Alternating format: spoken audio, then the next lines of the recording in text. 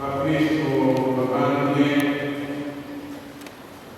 mbere ya byose kugira ngo dushimire Imana iduhuje gutya nyuma y'amezi ane tukaba duhuriye muri iyi modoka.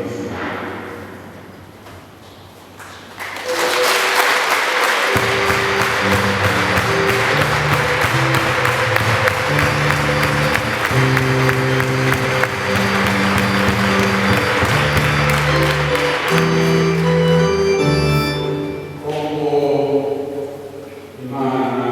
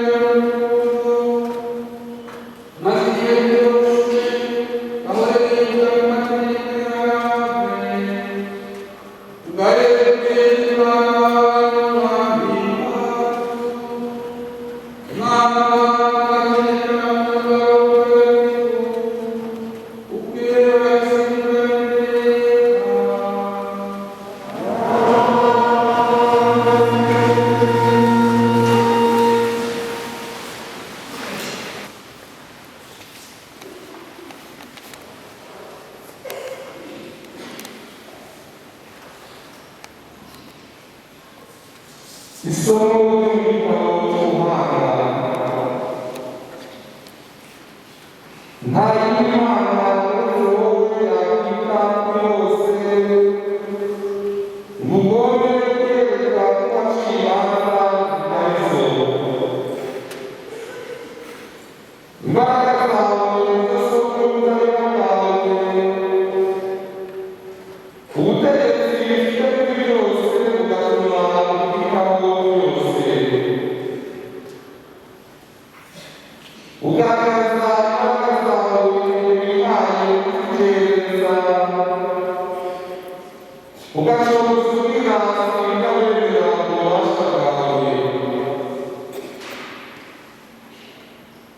ariko utabonye ububasha uca imanza zitabera kandi ugategekana ubwiyoroshye kandi koko ubushobozi burasanganywe igihe cyose. Ni uko nguko wigishije umuryango wawe w'intungane igomba gucura abantu kandi watumye abana bawe bakwizera kuko bashobora kwisubiraho bamaze gucuraho. Iryo ni ijambo ry'Imana. Mana yanjye wowe uba neza kandi ukagira uruhare mu isengesho ryanjye. Mana yanjye wowe uba neza kandi ukagira uruhare mu isengesho ryanjye. Nyagasani wowe uba neza kandi ukagira uruhare wowe ugirira impuhwe zihebuje abakurikira bose utege amatwi y'isengesho ryanjye uhugure ijwi ryanjye ndagutakambira. Mana yanjye wowe uba neza kandi ukagira uruhare mu isengesho ryanjye. Amahanga yose azaza apfukamire Nyagasani kuko uri igihangange kandi akora ibihangaza. Wowe wenyine Mana y'ukuri. Mana yanjye wowe uba neza kandi ukagira uruhare mu isengesho ryanjye. Ariko wowe Nyagasani Mana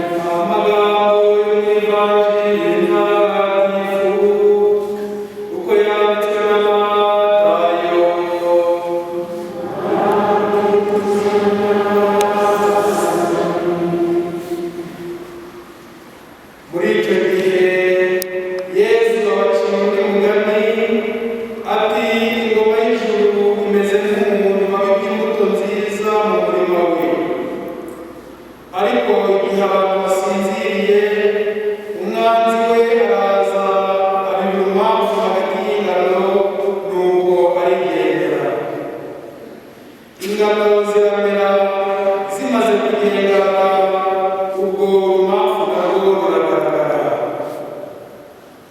Abagaragu basanganye n'umurima baramubaza bati shobuja, ntiwari warabibye imbuto nziza mu murima wawe? Ni iki gituma harimo n'urumafu? Arabasubiza ati ni umwanzi wabigize. Abagaragu barongera bati shobuja, urashaka ko tujya kurandura? We arabasubiza ati oya, muri uko gutoranya impamvu mutavaho murandura n'ingano. Nimurekere kure byombi kugeza mu isarura. Igihe cy'isarura nzabwira abasaruzi, nimubanze mutoranye impamvu, muruhambire n'imiba, muyijugunye mu muriro, naho ingano muzihunike mu kigega cyanjye. Iyo ni ivanjiri ntagatifu.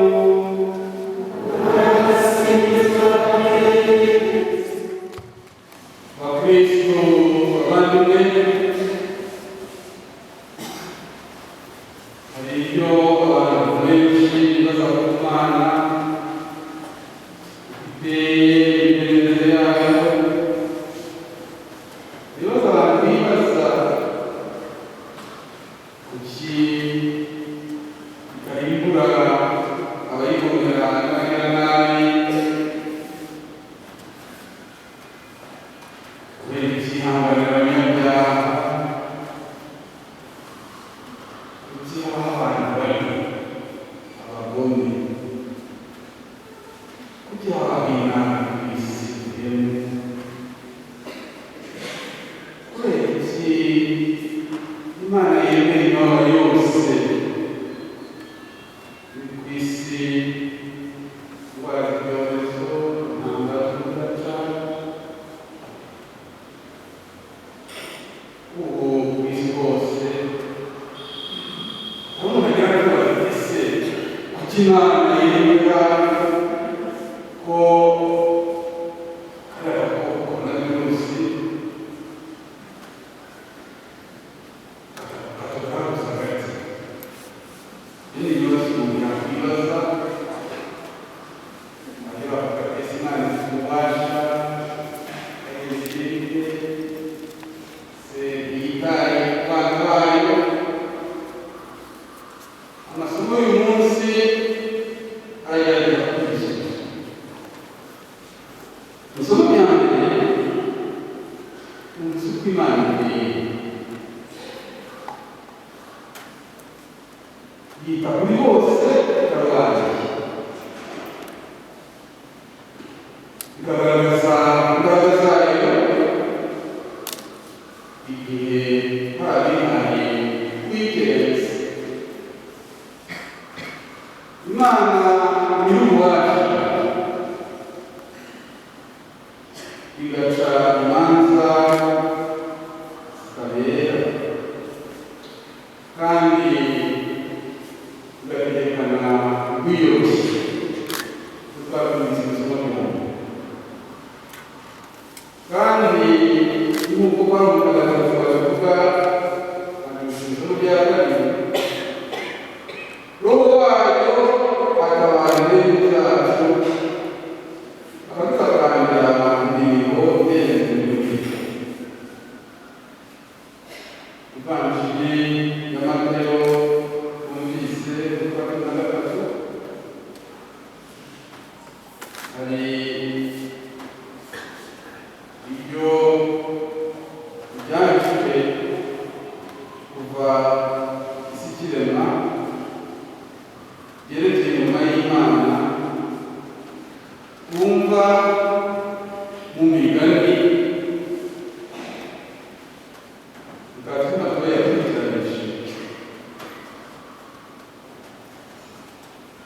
Kuri iki kigereranyo tukaba gifite uburyo cyerekana Imana yacu iteye. Ingoma y'Imana ni nk'imbuto ya sinapsi, imbuto ntoya, imbuto zose zisuzuguritse,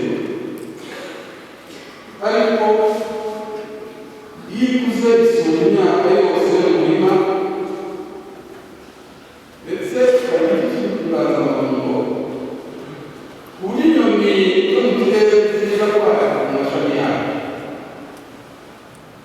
Ingoma y'Imana n'umusemburo umugore yavanze n'inshuro eshatu kugeza ibihe byose dutunge. Imigani ibiri ni amagambo akomeye cyane agaragaza imbaraga z'Imana zikora ku buryo butangaje.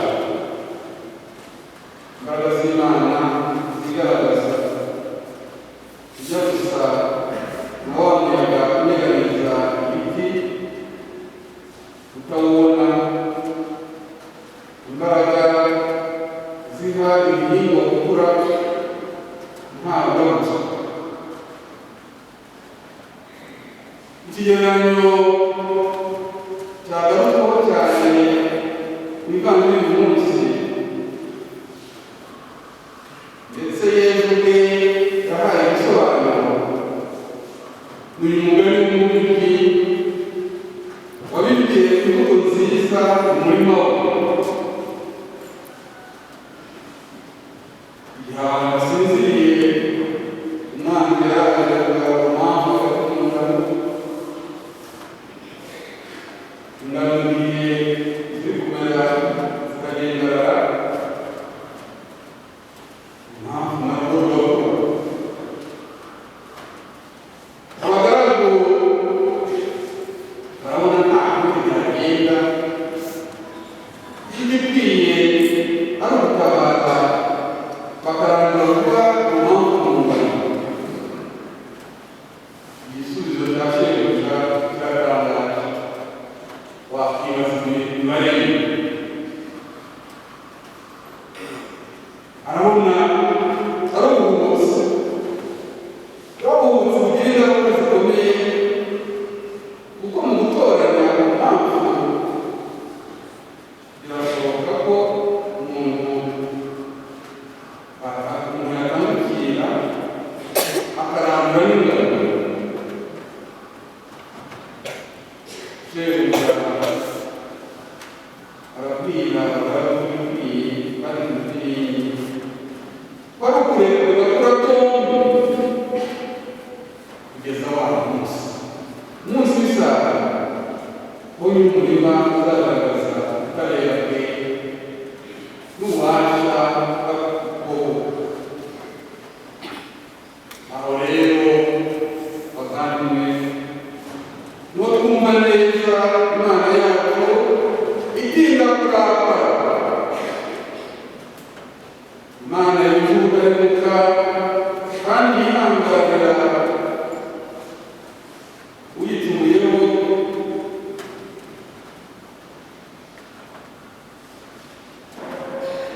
Imana umunyambabazi n'umunyampuhwe, itinda kurakara kandi ikagira impamvu. Imana yacu ntabwo iteye, ntihaniraho ngo itegereje umunyabyaha ahinduka maze akabaho. Ubwo rero yitaye ku byaha byacu, ninde wamutoba? Yitaye ku bikorwa byacu, ninde wamutoba?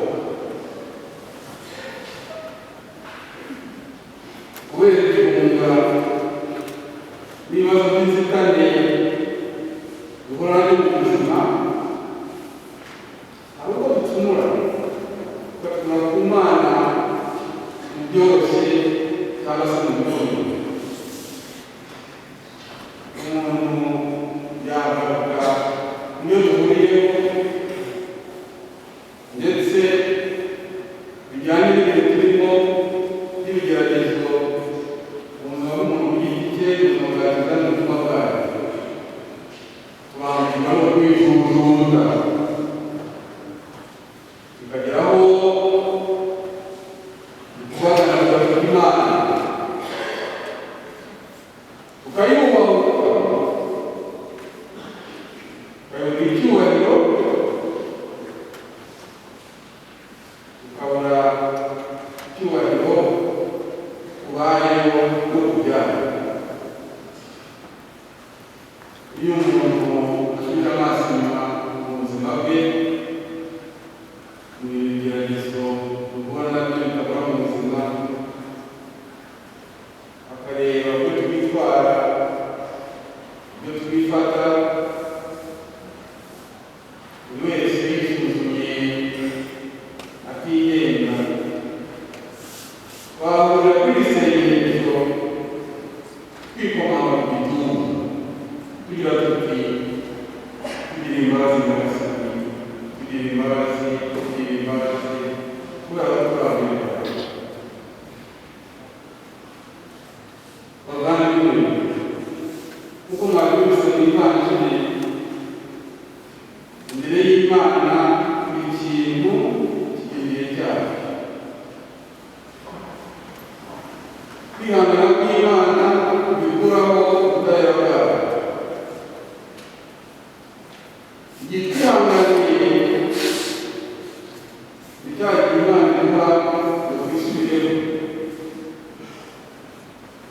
ndetse hari n'ubwo gukira amahirwe bakatwereka ibyo dufite imbere y'imyeya ko ntacyo bishoboye.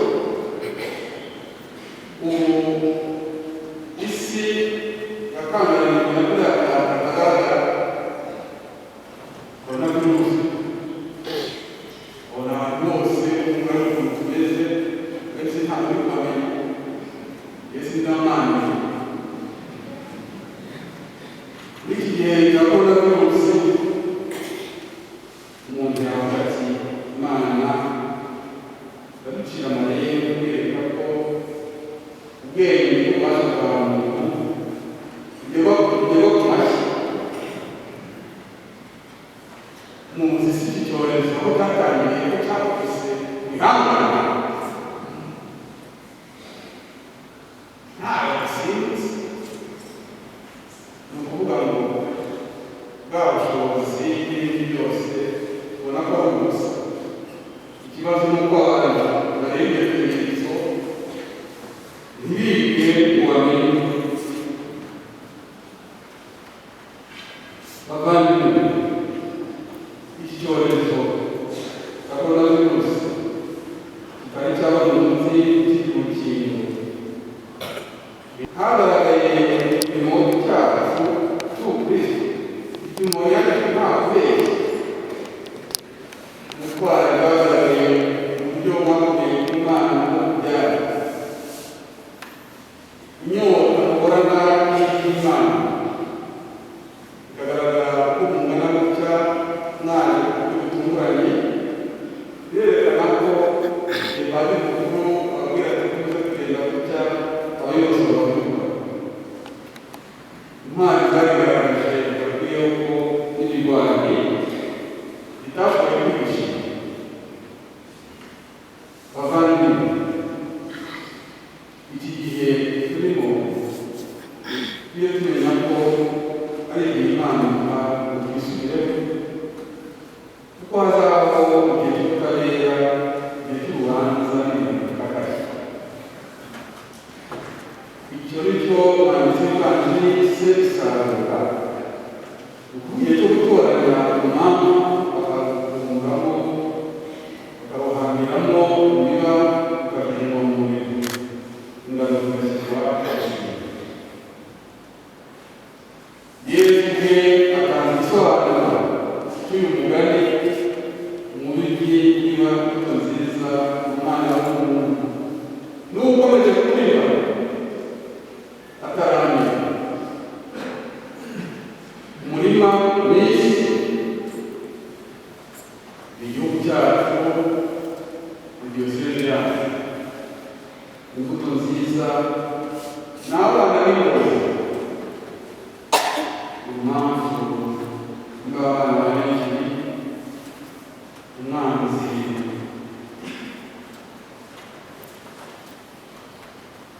wigaragaza, umwanzi ufite ebyiri amazina agakanya, sekinyoma, isarura, akaba ari iherezo ry'isi,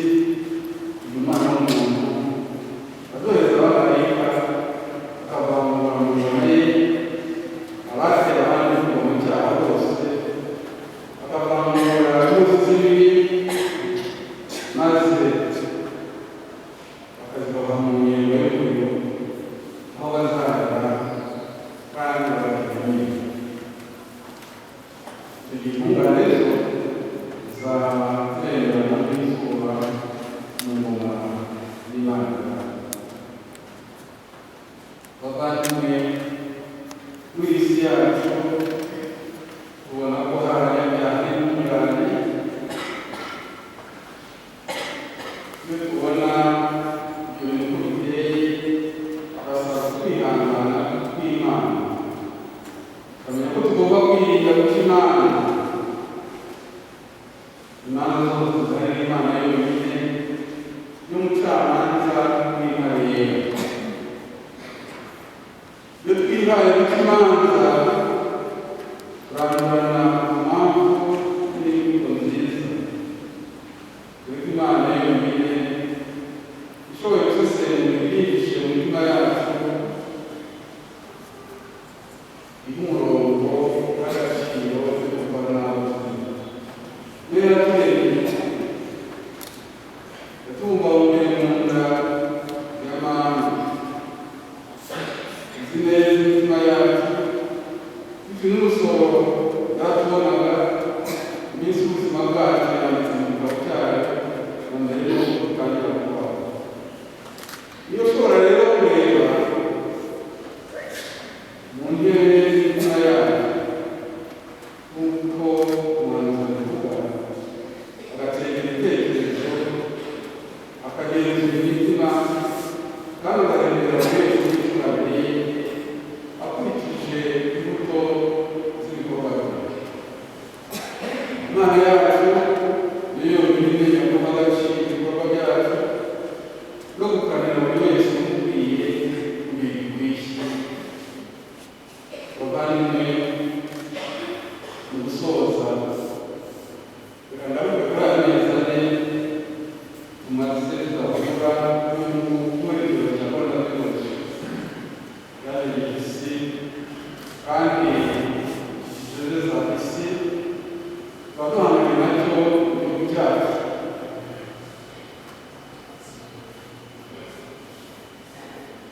Tuzi neza ko muri ibi bihe bikomeye tugomba kwitwara hafi y'isuku mu byo dukora byose, tukirinda guhuzagurika biterwa n'uko twatunguwe, kandi tuzuzanya. Ubwo muri diyoseze yacu muri bake bagize amahirwe yo guhurira muri katedrali, ndagira ngo twikomezemo kwizera, icyizere cy'ejo hazaza heza dukesha Imana umubyeyi yadutejeje. Ndagira ngo barakire guhurira kuri isengesho usanga Dawudi usingiza Imana, yifuza ko buri wese yabyirekezaho. Ngiye kubisoma ngenda buhoro, buri wese arishyira ku mutima. Uraho usingiza Uhoraho, Mana ya Isirayeli, Umubyeyi wacu, ubona iteka ryose. Ubuhangare, ububasha, igitinyiro, icyubahiro n'ikuzo ni ibyawe Nyagasani, kuko ibiri mu ijuru no ku isi byose ari wowe dukesha kubaho. Uhoraho ni wowe Mana usumba byose, ikiri ku bukungu n'ikuzo cyose ni wowe biturukaho, kuko ari wowe ugenga byose. Mu kiganza cyawe harimo ububasha n'imbaraga, ukuboko kwawe gufite ubushobozi bwo gushoboza byose. None rero turagushimira kandi turasingiza izina ryawe. Tuje kugutakambira udukize dufite iki cyorezo. Turakoze. hari ikuzo n'ububasha uko ibihe bizahora bisigana iteka.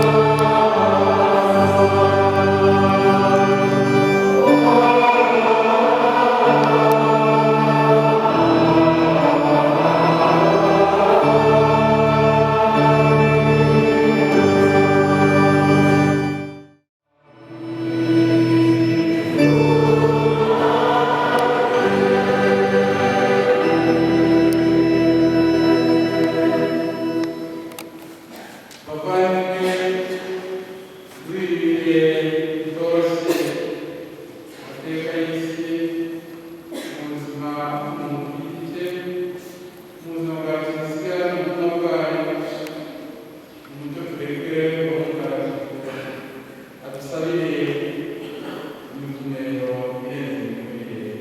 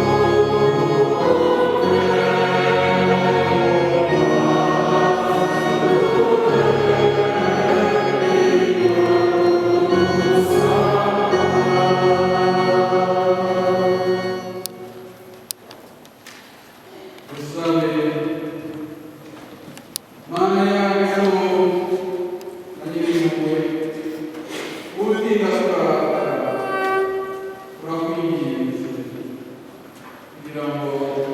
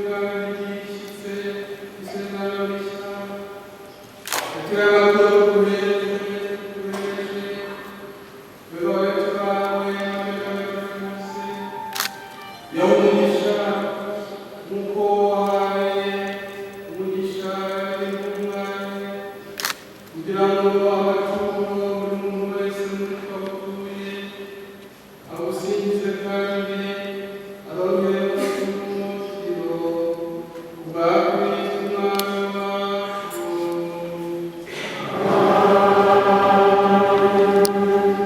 Nyagasani Yesu n'abandi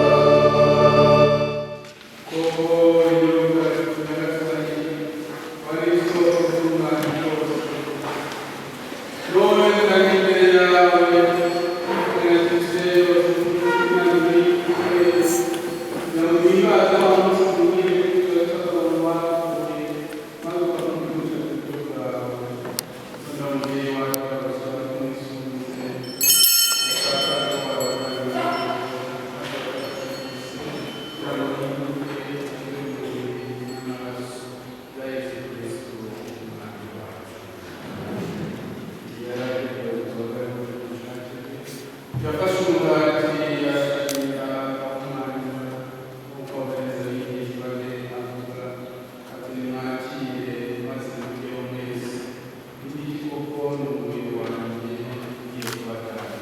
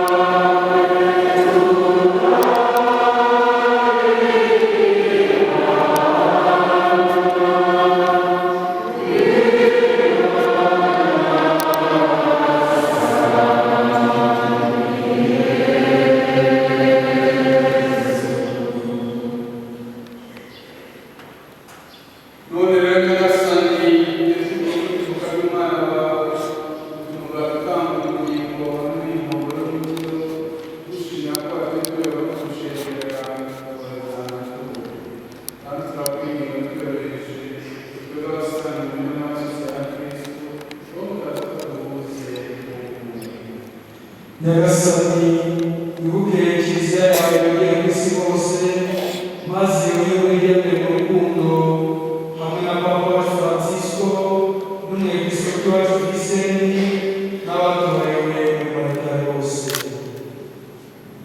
Wibuke kandi abavandimwe bacu bapfuye bafite ubwizere bwo kuzazuka cyane cyane abazize icyorezo cya koronavirusi hamwe n'abandi bose bafuza kwifitiye maze bakiriye ubuvuzi bwabo. Turakwinginze natwe twese tugirire impuhwe maze tuzashobore kugira umwanya mu buzima bw'iteka hamwe na Bikira Mariya umubyeyi w'Imana na Yosefu mutagatifu umugabo we w'indahemuka n'intumwa z'abatagatifu n'abandi batagatifu bose bakunze ibihe byahise nuko hamwe nabo tuzagusingiza tukurata kubwa Yesu Kristo umwami.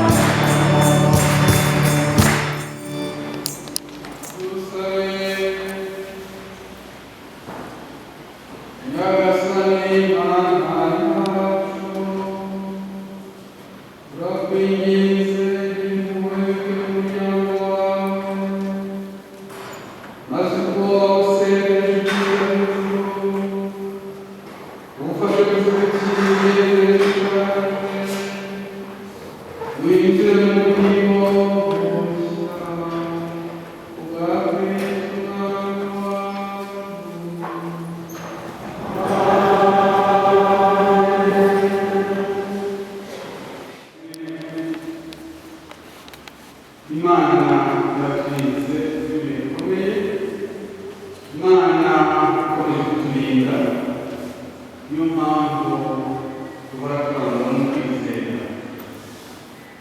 Dushimira Imana kutuba hafi kandi ikadukomeza muri ibi bihe.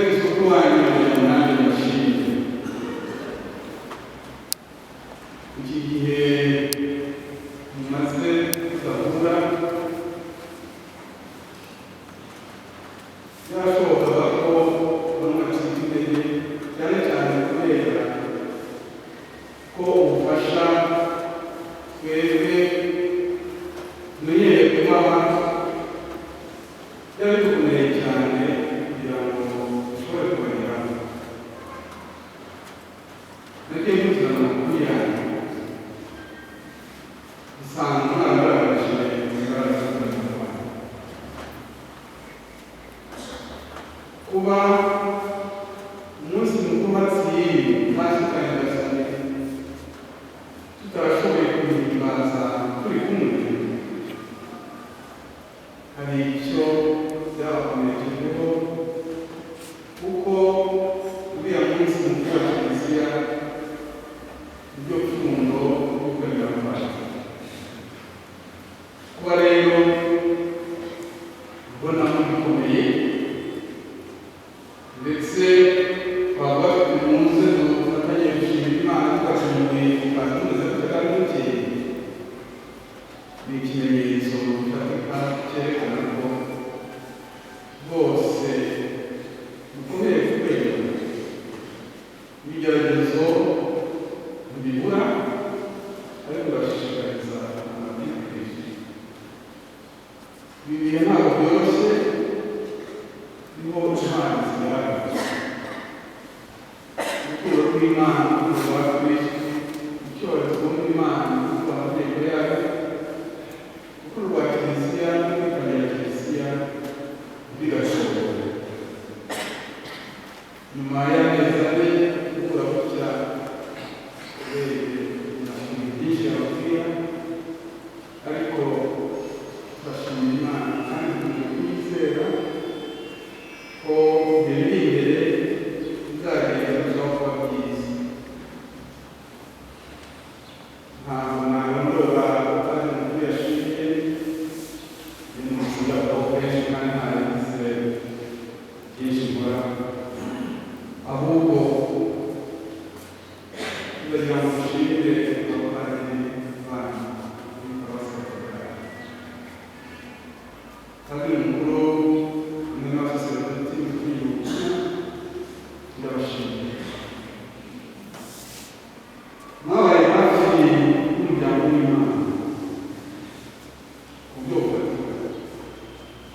N'iki ni ikimenyetso kugira ngo mumenyeshe ko paruwasi ya Kiliziya ni paruwasi nkeya zigeze kuri eshanu zatangiye misa kuri uyu munsi.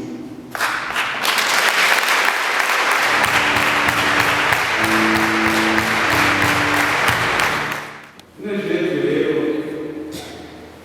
yakoze ubutumwa kuko mu bijyanye n'ukwemera niba badashoboye kuvuga ngo umwirabura w'Imana kandi basangire Yesu Kristo n'Ukaristiya, ariya maradiyo n'izindi zagiye zibafasha kwiga kumva ijambo ry'Imana no kudashobora gutaha ariko mwabazwa mu byifuzo. Inejejwe rero tuzabona n'undi mwanya wo kubigarukaho kuko abakristu baranyuzwe kandi barafashijwe kuri ibi bihe.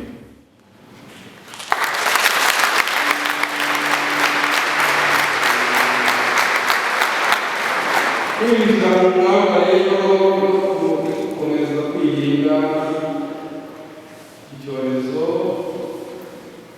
gufatanya n'Abanyarwanda gukomeza amabwiriza uko bifite n'inyungu, kuko twe dufite umwihariko twebwe tunatakambira Imana, dufite uburyo bwo kubwira Imana